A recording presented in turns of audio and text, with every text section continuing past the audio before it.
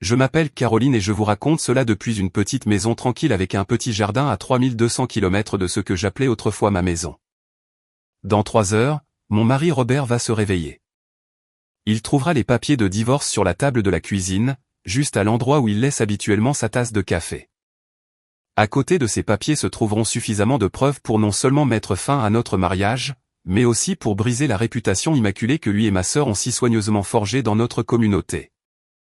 Ma sœur, Bérénice, eh bien, elle se réveillera pour découvrir que son poste lucratif de gestionnaire de compte dans mon entreprise n'existe plus. Mes enfants, Gauthier et Sylvie, se réveilleront face à la dure réalité que leurs fonds universitaires ont disparu et que la vie facile qu'ils ont toujours connue est terminée. Et moi? Je recommencerai à zéro, libéré d'eux jusqu'au dernier. Mais laissez-moi commencer par le début. Vous devez comprendre l'image complète. J'ai 38 ans, où j'en avais quand tout cela a commencé. J'ai été marié pendant 19 ans, depuis que j'étais pratiquement une enfant. J'ai rencontré Robert à l'université, et je suis tombée follement amoureuse. Il était charmant, beau, l'âme de la fête. J'étais la personne calme et ambitieuse. J'ai bâti mon agence de marketing et de relations publiques à partir de rien, je l'ai lancée dans une chambre d'amis avec seulement un ordinateur portable d'occasion et beaucoup de crans, vivant de nouilles instantanées et d'une détermination pure. Maintenant, c'est une entreprise de plusieurs millions d'euros avec des clients dans tout le pays. Pendant que je travaillais 80 heures par semaine, mon mari Robert restait à la maison pour élever nos 2 enfants. C'était un accord que nous avions conclu. Je construirais l'empire et il gérerait le front domestique. Notre fils Gauthier a 17 ans. Notre fille Sylvie a 15 ans. Ma jeune sœur Bérénice travaillait pour moi. Je lui ai donné un emploi quand personne d'autre ne l'aurait fait. Fraîchement sortie d'un divorce compliqué sans réelle compétence. Je l'ai formée, encadrée, et elle est finalement devenue directrice de compte senior. De l'extérieur, nous étions la famille modèle de la réussite.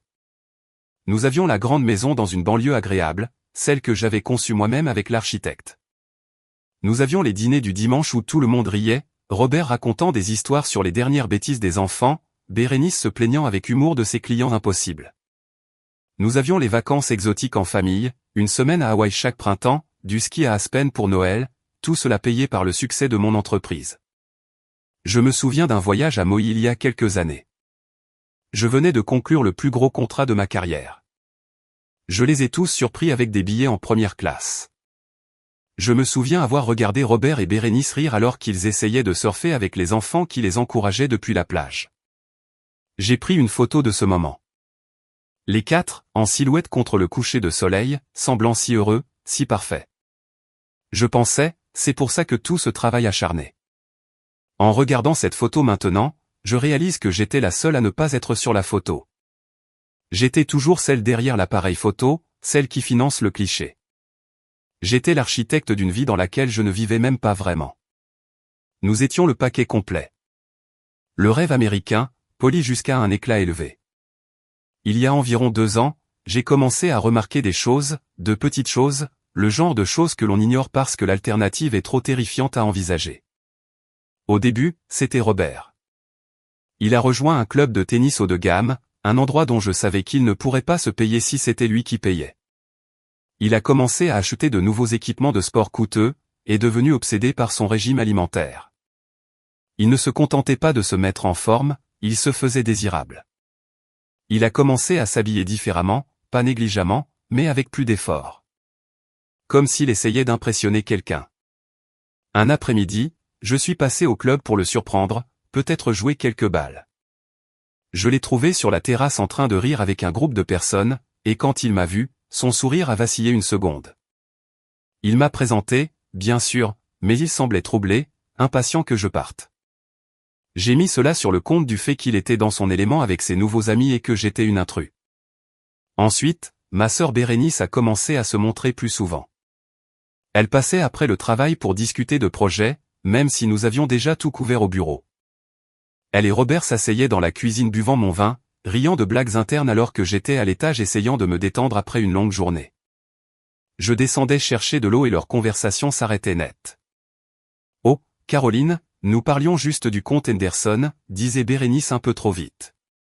Je parcourais mes relevés de cartes de crédit et voyais de petites dépenses, des choses qui ne s'additionnaient pas tout à fait. Un café pour deux dans un petit café de l'autre côté de la ville un mardi matin. Déjeuner dans une boutique près de l'appartement de Bérénice un jour où Robert était censé faire des courses. Je lui demandais et il avait toujours une excuse plausible. Oh oui, j'ai rencontré Bérénice là-bas pour lui donner des dossiers qu'elle avait oubliés à la maison. Tout avait un sens si vous ne vous laissiez pas trop réfléchir. Et les enfants? Les enfants ont commencé à agir bizarrement autour de moi. Une froideur s'est installée que je ne pouvais pas identifier. Les conversations s'arrêtaient dès que j'entrais dans une pièce.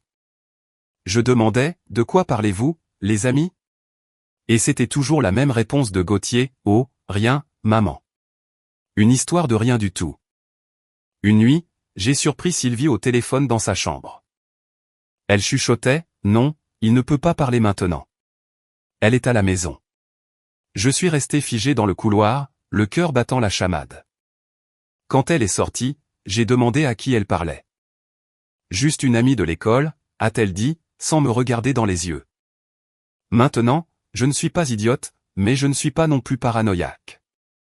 Je suis une solutionneuse de problèmes. Je vois une situation. Je trouve une explication logique. Alors, j'ai tout expliqué. Robert avait un coup de milieu de vie, il voulait se sentir jeune et attirant à nouveau. Très bien pour moi. Bérénice avait probablement des problèmes avec son propre mari, Walter, et s'appuyait sur son beau-frère pour obtenir du soutien. Peu importe. Les enfants étaient juste des adolescents, secrets et maussades. J'avais une entreprise à diriger, une paie à honorer, des clients à satisfaire. Je n'avais pas le temps de jouer à la détective à propos de chaque petite bizarrerie dans ma propre maison. C'était mon erreur. Mon plus grosse erreur, ne pas être assez paranoïaque. La vérité est apparue il y a 2 semaines, et ce n'était pas une confrontation dramatique. C'était calme et banal, et c'est arrivé par pur hasard. Mon fils Gauthier m'a demandé d'emprunter ma tablette. Il a dit qu'il avait égaré la sienne. Je savais que je l'avais vu plus tôt dans la journée dans sa chambre, sur son bureau sous une pile de manuels scolaires, alors je suis monté dans sa chambre pour la prendre. La chambre était en désordre, comme d'habitude. Des vêtements par terre, des livres partout. Pendant que je la cherchais, j'ai renversé une pile de livres près de sa table de chevet. Caché derrière eux, presque entièrement dissimulé, se trouvait un vieil iPhone. Ce n'était pas son téléphone actuel. C'était un ancien modèle, que je n'avais pas vu depuis des années.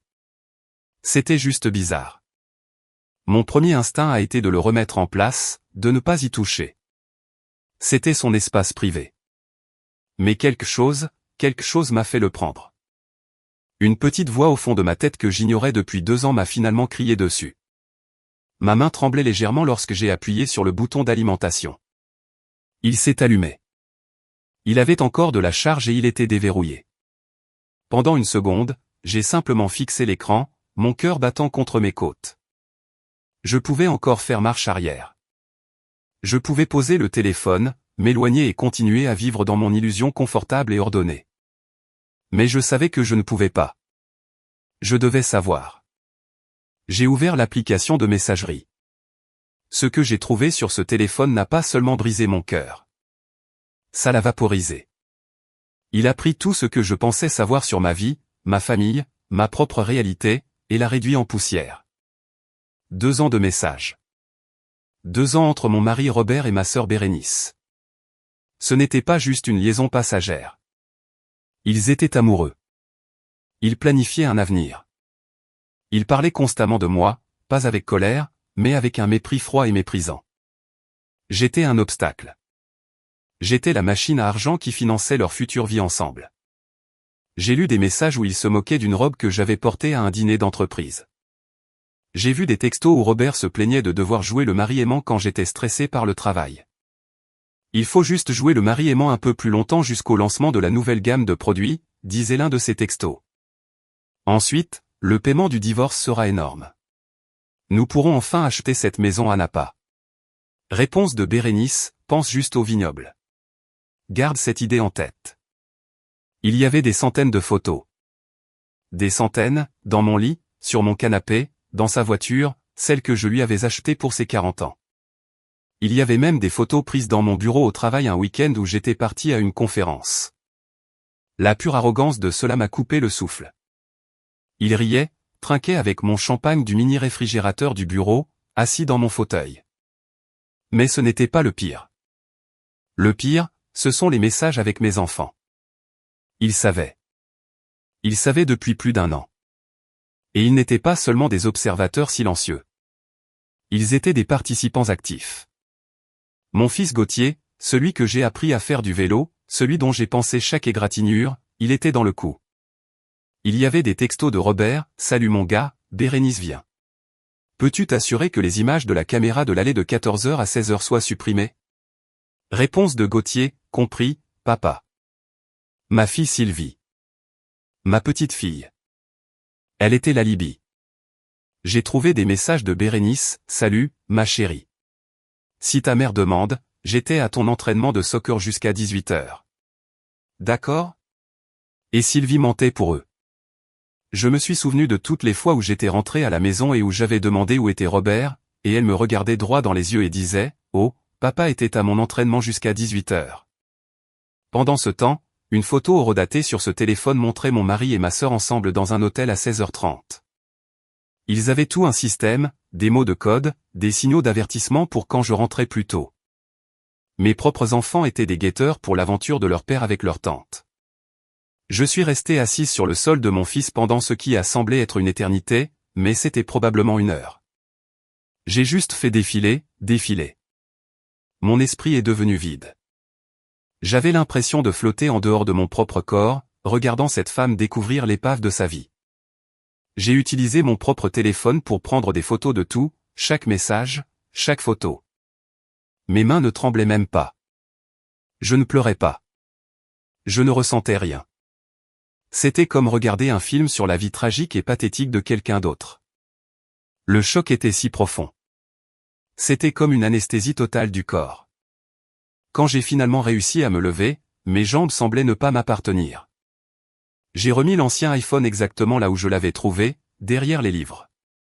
Je suis descendu.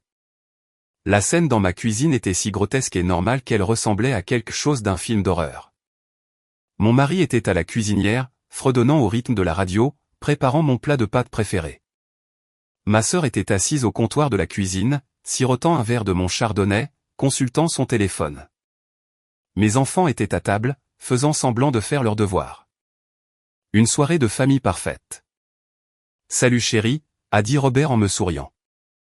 Ce sourire facile et charmant que j'aimais tant. Le dîner est presque prêt. Je lui ai souri en retour. J'avais l'impression que mon visage se fissurait. Je me suis approché, lui ai donné un baiser sur la joue. Sa peau était chaude. Je n'ai rien ressenti. J'ai pris un verre de vin et me suis assise juste à côté de ma sœur. « Comment s'est passée ta journée de travail, sœur ?» a-t-elle demandé, sa voix pleine de fausse inquiétude. « Bien, ai-je dit. » Ma voix semblait même normale. J'ai conclu l'affaire Henderson. « Oh, Caroline, c'est incroyable !» Elle a crié en me serrant le bras. Son contact ressemblait à une araignée rampant sur ma peau. Nous avons mangé ensemble. Robert a servi les pâtes. Je les ai regardés tous manger la nourriture que j'avais payée dans la maison que j'avais payée, vivant une vie que j'avais payée pendant qu'ils complotaient pour me détruire. Nous avons parlé de choses normales, des projets pour le week-end à venir. La remise des diplômes de Gauthier était dans quelques mois. Sylvie avait un rôle dans la pièce de théâtre de l'école. Sylvie m'a montré un dessin de son cours d'art. C'était une image de notre famille, nous sourions tous. Je lui ai dit que c'était magnifique, et ma voix n'a même pas tremblé. Je regardais ma fille, ma petite fille, et je ne la reconnaissais pas. Elle était une étrangère, une complice. Juste un dîner de famille normal. Sauf que maintenant, je savais. Je savais que chaque sourire était faux. Chaque rire était un mensonge. Chaque « je t'aime maman » était une foutue insulte. Plus tard dans la nuit, dans notre chambre, Robert a initié des rapports sexuels. C'était la première fois depuis des mois qu'il montrait un réel intérêt. Et je l'ai laissé faire. J'ai joué le jeu. J'étais engourdi, détaché. Une actrice jouant un rôle. Tout ce temps, je ne pensais qu'à eux, à lui et à ma sœur dans ce lit. Notre lit. Je me demandais combien de fois ils avaient été ici pendant que j'étais en voyage d'affaires pour conclure un marché afin de payer leur vie. Quand nous avons eu fini, il s'est retourné et s'est blotti contre moi. Il a murmuré, « Je t'aime ». J'ai fixé le plafond sombre. « Je t'aime aussi », ai-je menti. Il s'est endormi quelques minutes plus tard, la tête sur ma poitrine, respirant profondément. Il semblait si paisible, si innocent, et moi, je suis resté allongé, fixant le plafond jusqu'à ce que le soleil se lève. L'engourdissement s'estompait, et quelque chose d'autre prenait sa place. Quelque chose de froid, de dur et déguisé. Je n'étais plus une victime. J'étais une planificatrice et j'étais sur le point de planifier la démolition de leur petite vie parfaite. Beaucoup de gens, peut-être même certains d'entre vous qui écoutez, diraient probablement que j'aurais dû les confronter sur le champ, crier, pleurer, lancer des objets, tout régler. J'y ai pensé. J'ai imaginé descendre avec ce téléphone, le jeter sur la table et regarder leur visage s'effondrer. Mais ensuite quoi? Une dispute sale et laide, des dénégations, des mensonges. Robert m'aurait traité d'hystérique. Bérénice aurait joué la victime. Il m'aurait fait du gaslighting, m'aurait dit que j'étais folle, que j'interprétais mal les choses. Ils auraient retourné la situation et d'une manière ou d'une autre, cela serait devenu ma faute. Le classique, tu n'étais jamais à la maison. Tu étais toujours en train de travailler pour compenser. Non. J'ai appris une chose en dirigeant une entreprise pendant 15 ans. Quand vous frappez une fois et vous faites en sorte que ça compte.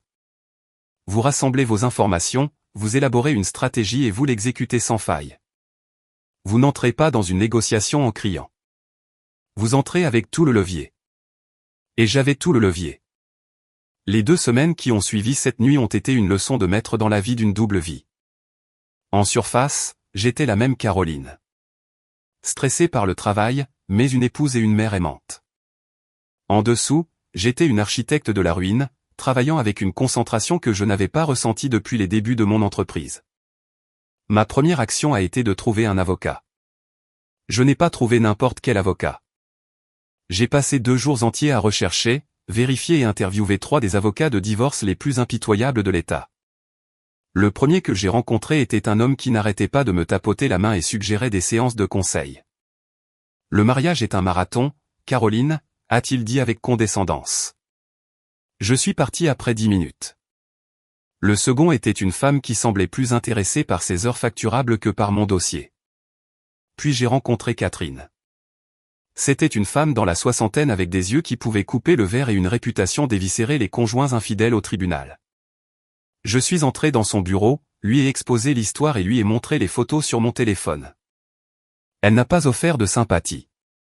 Elle a juste souri, un sourire fin et aiguisé, et a dit « Oh, c'est bien. C'est très, très bien. » Il s'avère que mon État a toujours des lois sur l'adultère qui comptent beaucoup dans les procédures de divorce, surtout en ce qui concerne la répartition des biens. Ces photos que j'ai prises, de l'or. Le fait que ma sœur était mon employée et qu'elle et mon mari avaient utilisé la propriété de l'entreprise, sa voiture de fonction, son téléphone de fonction pour leur aventure, encore mieux. Catherine a appelé cela un cadeau. Cela les exposait à des réclamations civiles potentielles de la part de mon entreprise pour utilisation abusive des ressources de l'entreprise et rupture de devoirs fiduciaires. Avec Catherine me guidant, j'ai commencé à démanteler méticuleusement la vie financière que nous avions construite ensemble. Tranquillement, méthodiquement. Au milieu de la nuit, après que Robert se soit endormi, mon bureau à domicile est devenu ma salle de guerre. Premièrement, j'ai remboursé toutes nos cartes de crédit conjointes jusqu'à un solde nul, chacune d'entre elles. Ensuite, j'ai appelé chaque entreprise et fermé les comptes. La raison que j'ai donnée était la consolidation financière. Le lendemain, je suis allé au département des ressources humaines de mon entreprise et j'ai fait rediriger mon dépôt direct vers un nouveau compte bancaire individuel à mon seul nom. C'était un grand pas. Le salaire qui finançait tout leur style de vie était maintenant isolé d'eux. J'ai commencé à déplacer de l'argent. Je ne pouvais pas simplement vider nos économies conjointes sans éveiller les soupçons. Alors, j'ai commencé à accorder une série de prêts légitimes à une société écran détenue par un ami de confiance de l'université. J'ai rédigé moi-même les documents. Sur papier, c'était un investissement commercial solide. En réalité, c'était moi qui sécurisais mon capital avant la démolition. Je suis rentré un soir et j'ai annoncé que je vendais mon bateau et la précieuse voiture de sport de Robert. Il était horrifié. Mais pourquoi, Caroline? J'adore cette voiture. Nous avons tellement de bons souvenirs avec le bateau. J'ai feint l'anxiété, me frottant les tempes. J'ai même pratiqué un air angoissé en conduisant en rentrant. Chérie, je suis juste tellement inquiète pour le marché. Je pense que nous devons être plus responsables financièrement, réduire nos luxes. Nous devons économiser davantage. Cela me rend juste plus en sécurité. À ma grande surprise, il y a cru. Il m'a même passé le bras autour de moi. L'image d'un mari attentionné. Bien sûr, chérie. Je ne réalisais pas que tu étais si stressée. Tout ce qui te rend plus en sécurité. Oh, je parie qu'il était solidaire. Moins de dettes pour lesquelles il devait s'inquiéter quand lui et Bérénice pensaient qu'ils allaient s'enfuir vers le soleil couchant avec la moitié de mon entreprise. J'ai liquidé l'intégralité de notre portefeuille d'investissement conjoint. Le marché est sur le point de s'effondrer, Robert. Crois-moi, mon instinct me dit de me retirer maintenant. Lui, qui ne savait pas distinguer une action d'une obligation, a simplement acquiescé. Mon mari pensait que je traversais une sorte d'épisode d'anxiété financière. Il n'avait aucune idée que je me préparais à la guerre.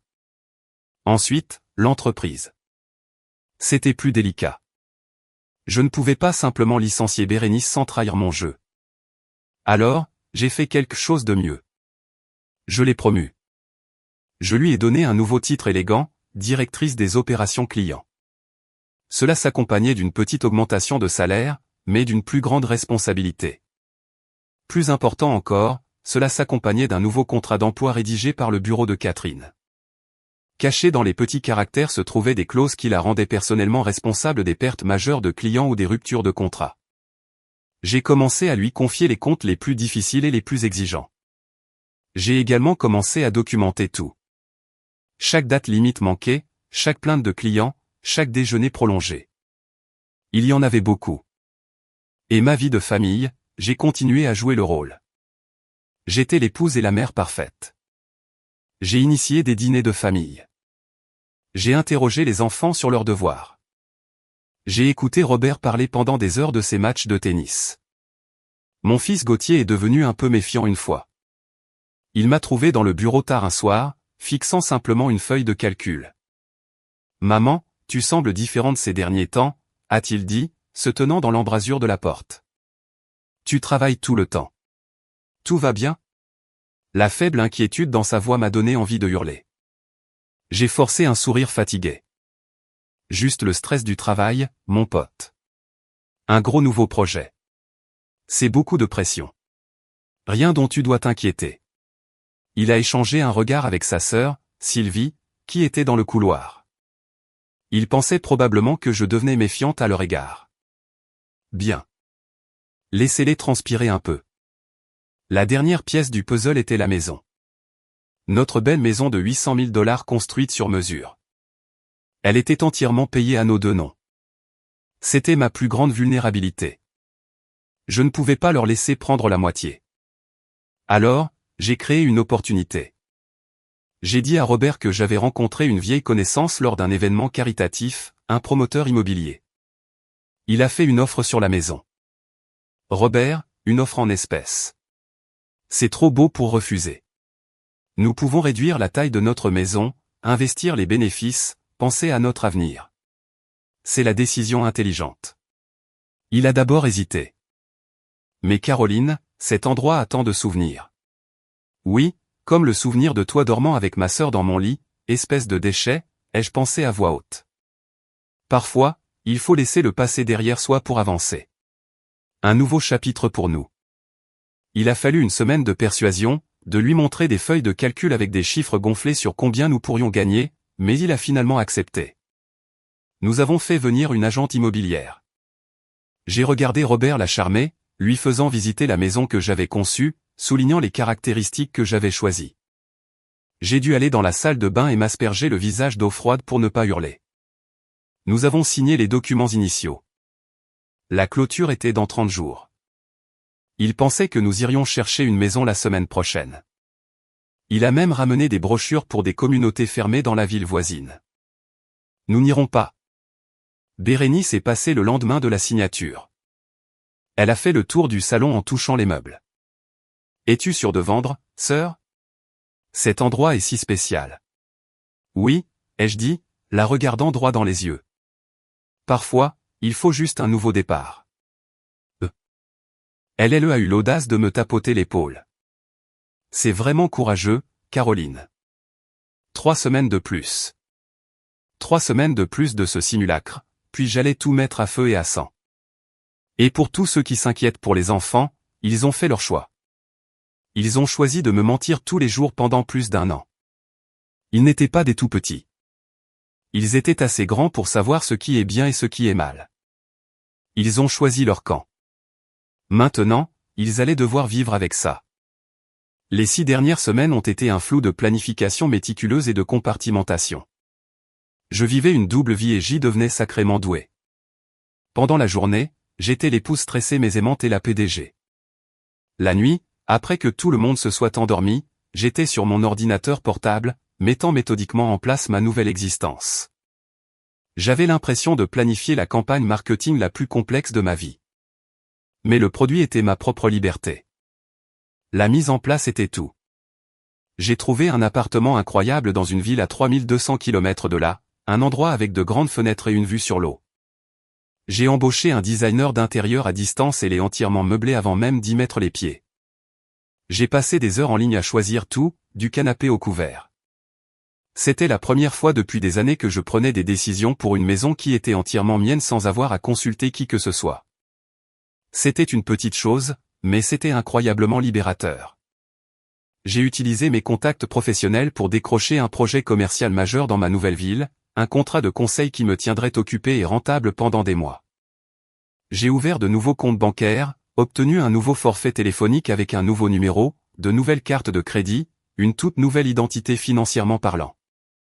Je me suis même inscrite à une salle de sport là-bas en ligne. J'étais en train de construire un canot de sauvetage pendant qu'ils faisaient tous la fête sur le Titanic. La clôture de la maison était prévue pour la semaine suivant mon départ. Robert pensait que nous allions emménager dans une location de luxe temporairement pendant que nous chercherions notre maison de rêve. Il était tellement excité.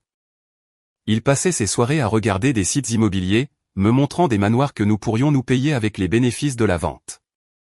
Je hochais la tête et souriais, faisant des commentaires non engageants, alors qu'à l'intérieur, je comptais les jours. Faire les valises était une opération stratégique. Toutes mes affaires vraiment importantes, mes documents personnels, la montre de mon grand-père, les albums photos de famille, les vieux disques de mon père étaient emballés et expédiés dans des boîtes étiquetées fournitures de bureau et dossiers clients. Je l'ai fait pièce par pièce sur plusieurs semaines. L'audace pure était ma couverture. Je faisais une boîte dans mon bureau à domicile juste devant lui et il voyait juste une femme occupée se préparant pour un déménagement. Je prends juste de l'avance, chérie, disais-je. Tu sais comme j'aime être organisé. Il n'a pas remarqué que les albums photos sur les étagères avaient été remplacés par des albums vides d'apparence identique que j'avais achetés dans un magasin d'artisanat. Il n'a pas remarqué que la montre coûteuse que je portais tous les jours était une réplique convaincante que j'avais achetée en ligne. La vraie était déjà dans un coffre-fort dans ma nouvelle ville. La nuit où j'ai emballé la vraie montre a été difficile. C'était celle de mon père. Il me l'a donnée quand j'ai obtenu mon diplôme universitaire. En tenant son poids dans ma main, j'ai ressenti une vague de chagrin pour la famille que je pensais protéger, l'héritage que je pensais construire. Puis j'ai pensé à leur trahison, et le chagrin s'est transformé en résolution. Je l'ai enveloppé dans du papier bulle et l'ai mise dans la boîte. J'ai même acheté un tout nouvel ensemble de mes outils professionnels préférés et je les ai fait expédier au nouvel espace de bureau que je louais. Ils étaient complètement inconscients. La restructuration de l'entreprise a été la partie la plus délicate. Je ne pouvais pas simplement dissoudre mon entreprise sans soulever 1000 drapeaux rouges. Alors, comme je l'ai mentionné, j'ai fait quelque chose de mieux.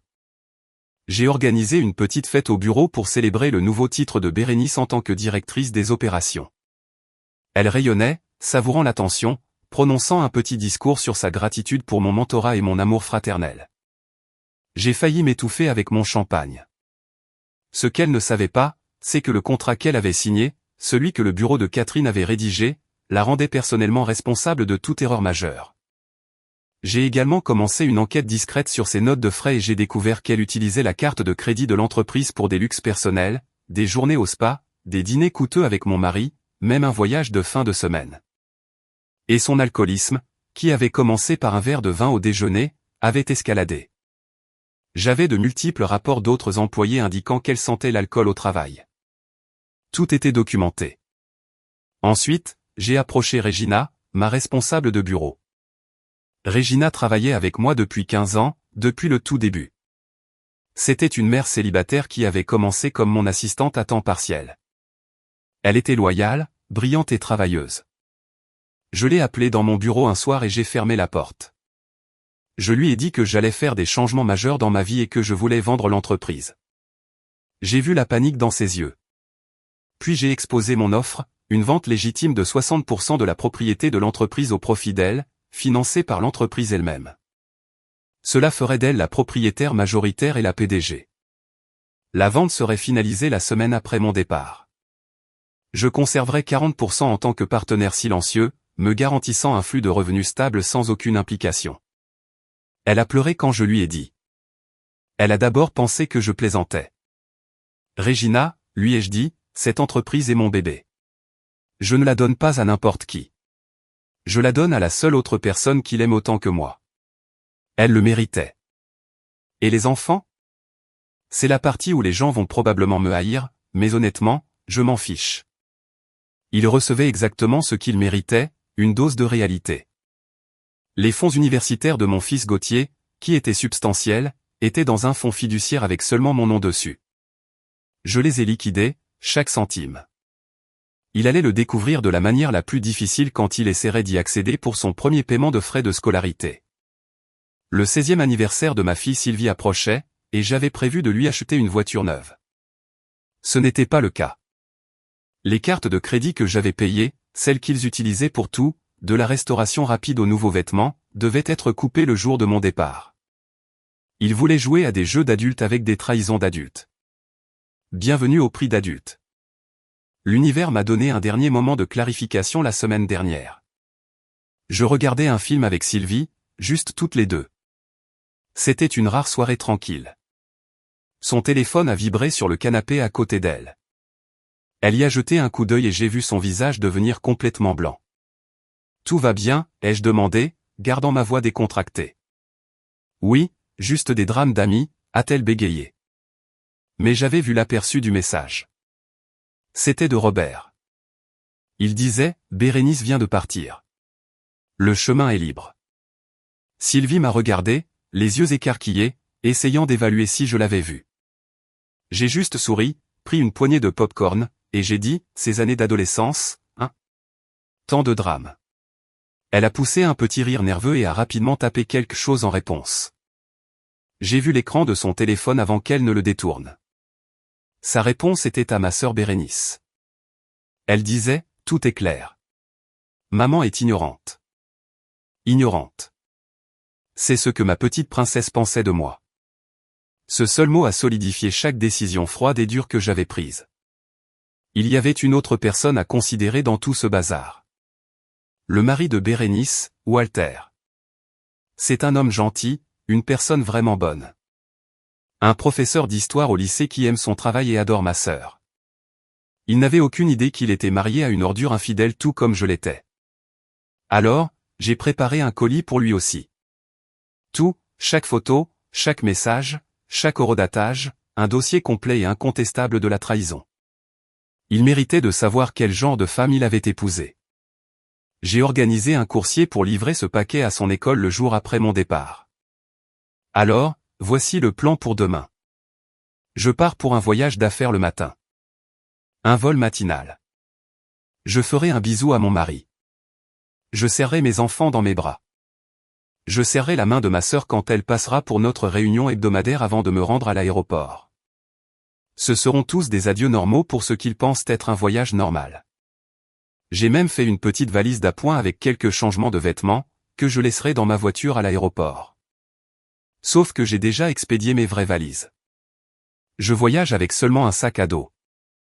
Ma nouvelle vie commence avec moins de bagages, littéralement. Le dossier sera sur la table de la cuisine quand Robert se réveillera. À l'intérieur, les papiers de divorce, des captures d'écran imprimées des messages les plus accablants, des relevés financiers montrant tous les mouvements légaux que j'ai faits, et une clé USB avec chaque photo et chaque message que j'ai trouvé. Il n'y aura pas de longues lettres émotionnelles, pas d'explication, juste un seul post-it sur le devant. Il dira « Je sais tout ». Ne me contactez pas, communiquez uniquement par l'intermédiaire de mon avocat. Mon ancien téléphone sera dans le tiroir de la cuisine. Réinitialisation d'usine. Mon nouveau numéro est déjà actif et seulement 3 personnes l'ont, mon avocat, Regina et mon nouveau responsable immobilier. Au moment où ils liront cette note, je serai à 10 000 mètres d'altitude, volant vers ma nouvelle vie. Catherine s'occupera de tout. La vente de la maison se fera. Ils ne peuvent plus l'arrêter. Le divorce sera simple avec la montagne de preuves. Bérénice recevra sa lettre de licenciement par courrier recommandé avec un avis que toute tentative de contestation entraînera des poursuites pénales pour détournement de fonds grâce à son utilisation créative de la carte de crédit de l'entreprise. Et les enfants ? Ils le découvriront quand Robert ne pourra plus payer leur style de vie. Quand leurs fonds universitaires auront disparu. Quand ils réaliseront que leur mère n'est pas la sainte nitouche pathétique et ignorante qu'ils pensaient qu'elle était. Certains d'entre vous diront que je suis trop dur, qu'ils ne sont que des adolescents manipulés. Je dis, merde. Mon fils est à quelques mois de la majorité légale. Ma fille a fait des choix conscients chaque jour pour me mentir. Ils savaient que c'était mal. C'est pour ça qu'ils l'ont caché. Ils ont choisi leur père. Ils ont choisi leur tante. Ils ont choisi la tromperie. Maintenant, ils doivent vivre avec ces choix. Dans 36 heures, je serai dans mon nouvel appartement, dans ma nouvelle ville, commençant ma nouvelle vie. Et ils se tiendront au milieu de la tempête qu'ils ont créée. J'ai bâti ma vie à partir de rien une fois. Je le ferai à nouveau, mais cette fois, je le ferai sans serpent dans ma maison. Le vol était surréaliste. Pendant cette heure, j'étais en suspens, suspendu entre deux vies. Je n'ai pas regardé de film. Je n'ai pas lu. J'ai juste regardé par la fenêtre les nuages, le premier vrai silence que j'ai eu dans ma tête depuis des mois. La matinée avait été un flou de sourires forcés.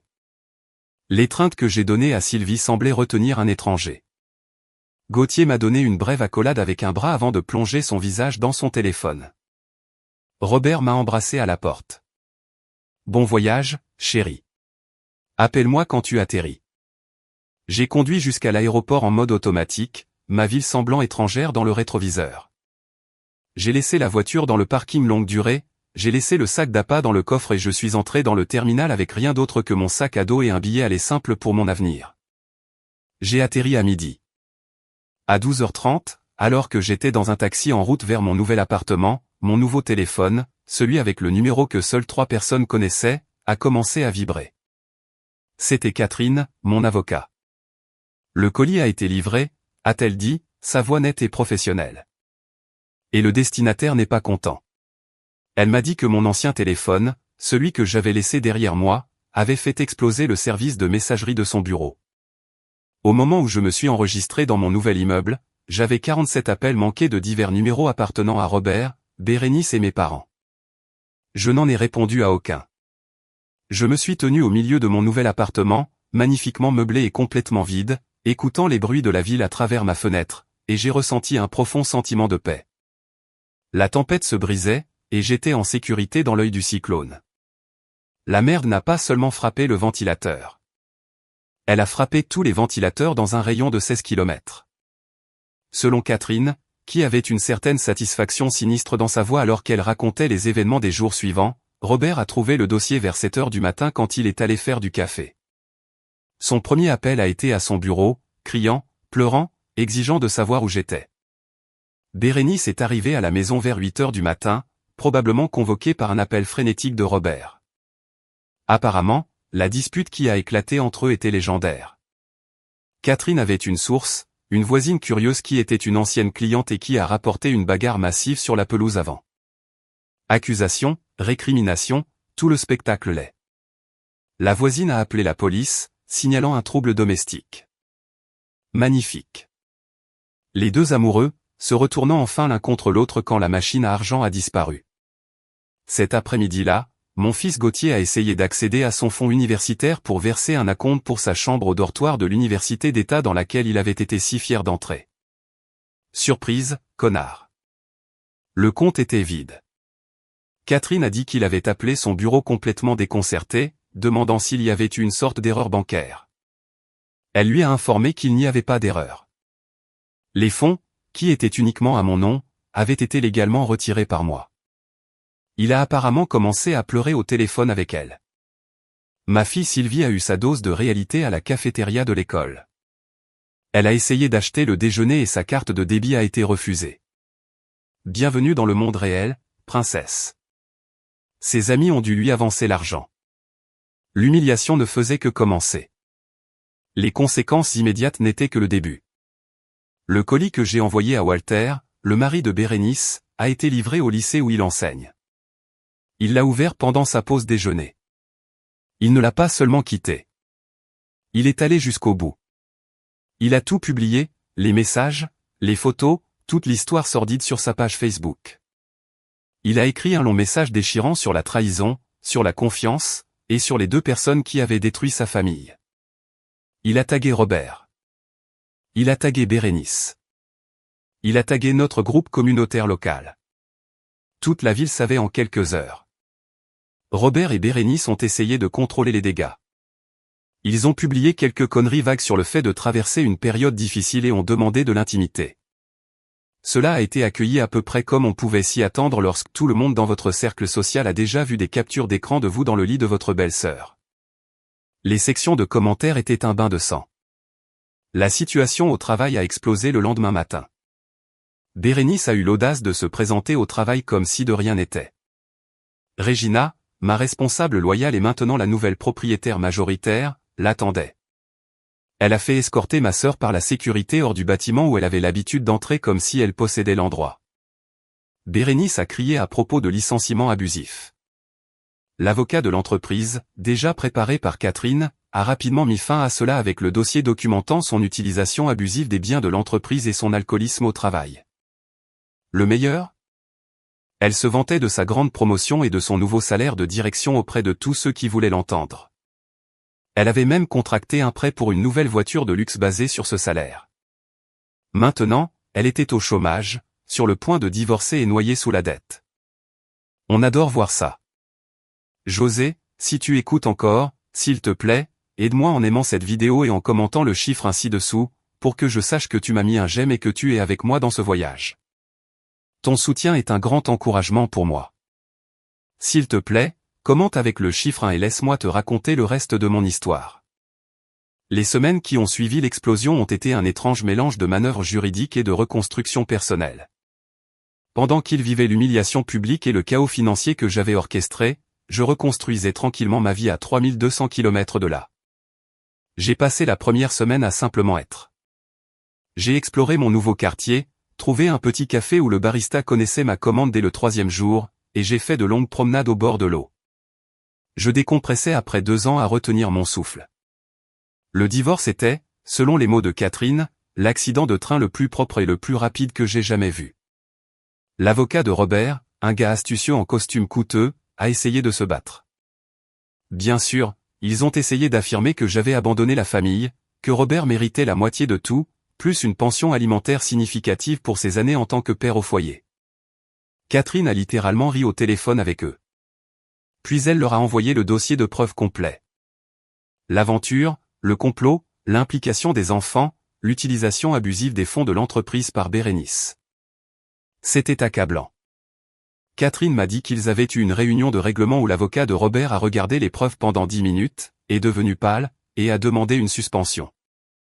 Il est revenu et a conseillé à Robert d'accepter tout ce qui était offert. Ils ont essayé une dernière prière désespérée. Ils ont affirmé qu'il y avait eu un abus émotionnel, que ma carrière très exigeante l'avait poussé dans les bras de ma sœur. La juge, une femme sans fioriture qui semblait avoir tout vu, a jeté un coup d'œil au dossier de preuves et a presque tenu Robert pour outrage au tribunal. Vous prétendez un abus émotionnel, monsieur Evans, aurait-elle dit, selon le récit joyeux de Catherine. Alors que vous documentiez votre aventure dans le bureau de votre femme, en utilisant son argent pour le faire. Sortez de mon tribunal avec ces absurdités. Le règlement final a été brutal pour lui. Il a obtenu exactement ce que la loi exigeait et pas un centime de plus de la vente de la maison. Après que tout ait été réglé, il est reparti avec environ 200 000 $. Cela peut sembler beaucoup, mais pour un homme sans compétences professionnelles, sans expérience de travail récente, et dont la réputation était maintenant radioactive dans notre ville, cet argent ne durerait pas 2 ans, surtout avec le style de vie auquel il était habitué. Il n'y avait pas de problème de garde à régler puisque Gauthier était sur le point d'avoir 18 ans et que Sylvie était assez âgée pour faire ses propres choix. Bien que le tribunal ait noté la complicité des enfants dans cette affaire, j'ai gardé l'entreprise. J'ai gardé mes investissements. J'ai gardé mes comptes de retraite. J'ai gardé ma vie. Le drame familial élargi était un tout autre niveau d'enrichissement. Mes parents ont d'abord essayé de rester neutres. Il y a 2 côtés à chaque histoire, Caroline, a dit ma mère lors d'un appel téléphonique larmoyant. Cette neutralité a disparu dès que Catherine, sur mes instructions, leur a envoyé une version condensée du dossier de preuves. Mon père m'a appelé après cela. Il n'appelait pas pour prendre de mes nouvelles. Il appelait pour s'excuser. S'excuser d'avoir élevé une fille comme Bérénice. Une ordure, selon ses mots. Il m'a dit qu'il consultait son propre avocat concernant l'héritage familial pour s'assurer que Bérénice ne verrait jamais un autre centime. C'était une mesure froide et dure, mais je l'ai comprise. Une trahison de cette ampleur change tout. La famille de Robert, en revanche, a essayé de m'attaquer sur les réseaux sociaux. Sa mère a publié une longue diatribe sur la monstre sans cœur que j'étais en abandonnant ma famille. J'ai demandé à Catherine d'envoyer une lettre de mise en demeure avec quelques pièces jointes photographiques choisies. J'ai reçu un email furieux et mal orthographié de ma maintenant ex-belle-mère que j'ai lu, dont j'ai ri, puis que j'ai transmis à Catherine avec la note, classée sous courrier de fan. Ils se sont vite tus quand ils ont vu leur fils et leur belle-sœur dans des poses tout sauf familiales. Et ma vie? Je prospérais. La nouvelle aventure de conseil dépassait toutes mes projections. J'avais déjà 3 grands projets prévus pour l'année prochaine. Je me suis inscrite à la salle de sport que j'avais choisie en ligne et j'ai commencé à travailler avec un entraîneur personnel. J'y suis allé fort. J'avais perdu 9 kilos de graisse et gagné 4,5 kilos de muscles. La colère était un puissant motivateur. Les rencontres amoureuses? Pas encore. Je n'étais pas prête, mais j'avais eu des offres. Il s'avère qu'une femme célibataire, en forme et qui réussit dans la trentaine est recherchée. Qui l'aurait cru? Je me suis acheté une nouvelle voiture, un cabriolet élégant que j'avais toujours voulu, mais que Robert avait dit être peu pratique. J'ai payé en espèces. J'ai également commencé à voir un thérapeute, pas parce que j'étais triste ou coupable. Je ne l'étais pas, mais parce que je voulais m'assurer de comprendre comment j'avais laissé cela se produire. Je voulais m'assurer de ne plus jamais manquer les signaux d'alerte. Elle m'a aidé à réaliser que je n'avais pas seulement été trahi par ma famille. Pendant des années, j'avais été trahi par moi-même en ignorant mes propres instincts. La dernière nouvelle que j'ai eue, par le bouche à oreille d'anciens amis, c'est que Robert vivait dans un appartement de 2 chambres, travaillant dans un magasin de grande surface. Bérénice dormait chez des amis, incapable de trouver du travail parce que notre industrie est petite et que tout le monde sait ce qu'elle a fait. Walter, son ex-mari, a pris leurs enfants et est retourné dans sa ville natale dans un autre état. Ils allaient bien. Les enfants, c'est la partie la plus difficile à aborder. C'est là que la colère se mélange à quelque chose qui ressemble beaucoup au chagrin. Un enterrement pour les enfants que je croyais avoir. Ce n'était pas une colère nette et simple.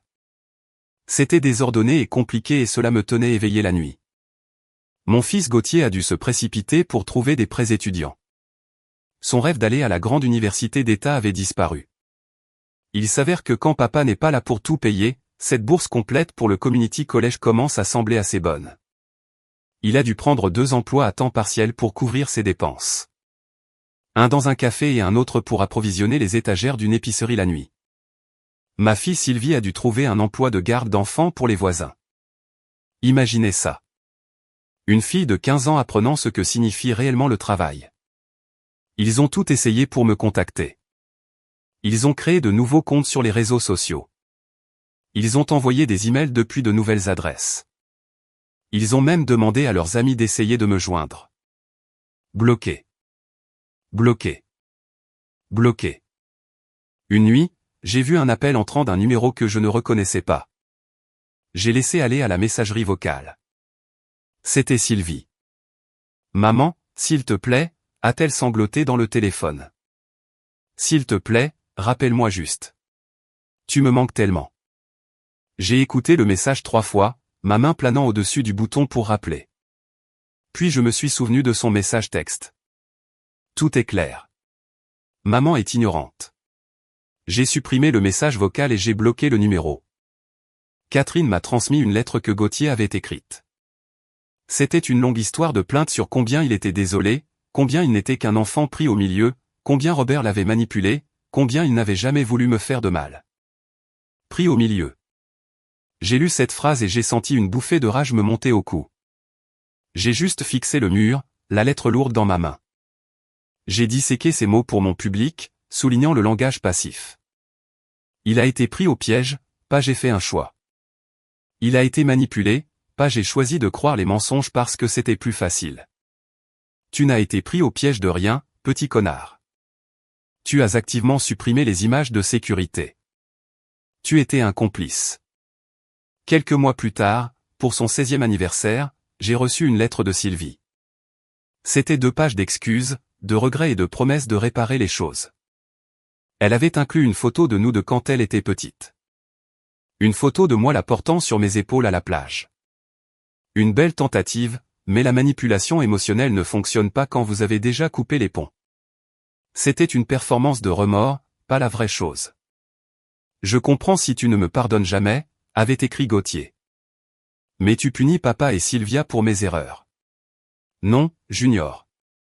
Je ne punis personne. Je ne subventionne tout simplement plus leur vie. Il y a une grande différence. Peut-être qu'un jour, quand ils seront adultes, quand ils auront eux-mêmes eu le cœur brisé, quand ils auront leur propre famille, peut-être alors ils comprendront la profondeur de leur trahison. Ou peut-être pas. Quoi qu'il en soit, je vivrai ma vie selon mes propres termes. J'ai dû les laisser partir. Je devais le faire pour ma propre santé mentale. C'était comme amputer un membre pour sauver le reste du corps. Ça faisait mal comme l'enfer, mais c'était nécessaire pour survivre. La vie continue. C'est ce qu'ils vous disent, n'est-ce pas? Mais pendant longtemps, j'avais l'impression de simplement faire semblant. Se réveiller, aller à la salle de sport, travailler, manger, dormir, répéter. J'étais fonctionnel, même réussi. Mais il y avait un vide en moi. J'avais construit des murs autour de mon cœur si hauts et si épais que je n'étais pas sûr si quelque chose pourrait jamais y pénétrer à nouveau. J'ai eu quelques rendez-vous avec des hommes gentils et normaux. Mais je n'ai rien ressenti. J'étais poli mais distante. Je ne pouvais pas baisser ma garde. Puis quelque chose d'inattendu s'est produit. Walter, l'ex-mari de Bérénice, m'a contacté. Cela a commencé par un email. Il voulait juste me remercier de lui avoir dit la vérité. Il a dit que c'était la chose la plus difficile qu'il ait jamais traversée, mais savoir était mieux que de vivre dans le mensonge. Cet email unique s'est transformé en 2, puis en longues conversations par SMS.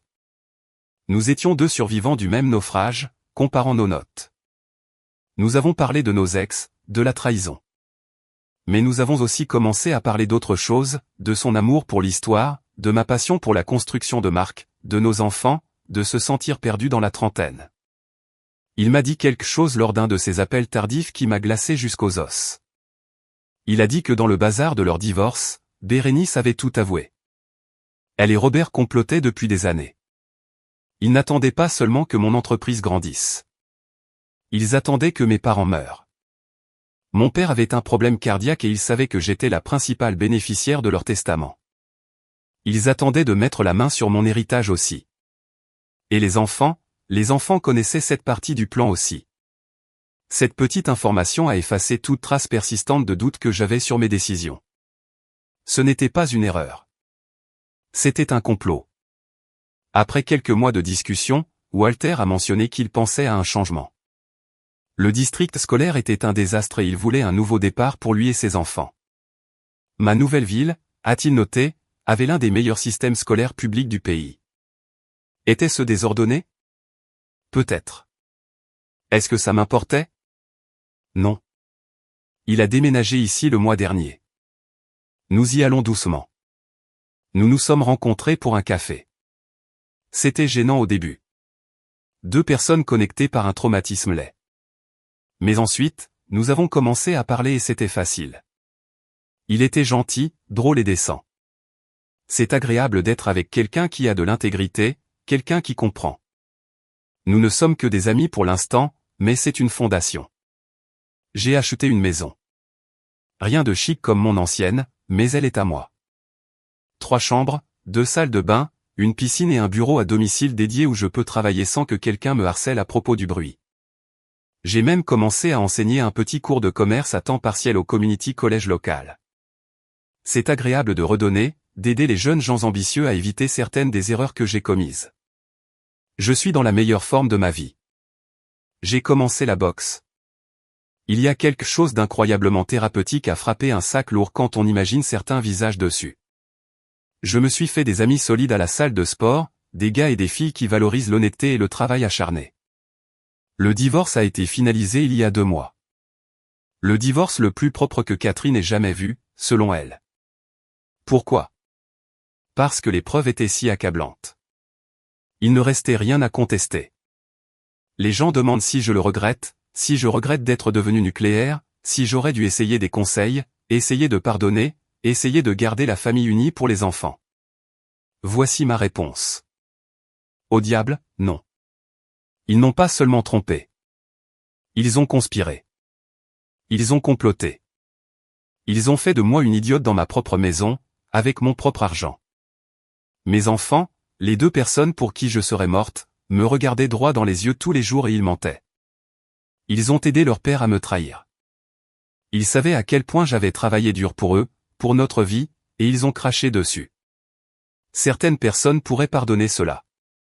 Certains pourraient dire, garder la famille unie quoi qu'il arrive. Ces personnes sont meilleures que moi. Ou peut-être sont-elles plus faibles. Cela dépend de votre perspective. J'ai choisi moi-même. Pour la première fois en 19 ans, j'ai choisi moi-même. Et je n'ai aucun regret. Il y a 2 semaines, sans prévenir, mon nouveau téléphone a sonné.